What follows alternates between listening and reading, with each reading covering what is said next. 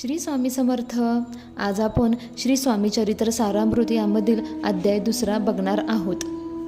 जे मनात अपेक्षा धरून सद्गुरूंची भक्ती करतात त्यांचे मनोरथ पूर्ण होतात आणि जे मनात कसलीही अपेक्षा न धरता निष्काम भावनेने सद्गुरू भक्तीत रमतात त्यांना मोक्ष अर्थात कैवल्य पदाची प्राप्ती होते. श्री गुरुचरित्रामध्ये श्री दत्तात्रेयांची द्वितीय अवतार श्री नरसिंह सरस्वती कर्दळीवनात गुप्त झाल्याची कथा आहे.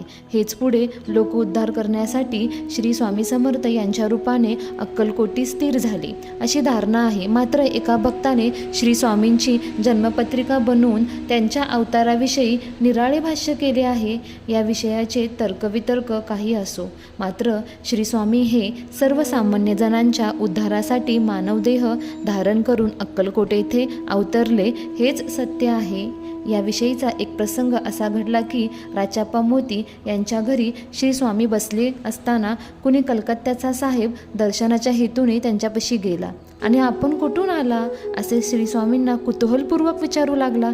त्यावर श्री स्वामींनी हसून त्याला सांगितले, आम्ही प्रथम कर्दळीवनातून निघालो आणि त्यानंतर कलकत्ता, हरिद्वार, केदारेश्वर, गोदा तीरावरील अनेक तीर्थ पाहत हैदराबाद, मंगळवेढा, पंढरपूर, बेगमपूर, मोहोळ, सोलापूर करीत अक्कलकोटास आलो. मंगळवेढा येथे श्री स्वामींनी 12 वर्ष वास्तव्य केले.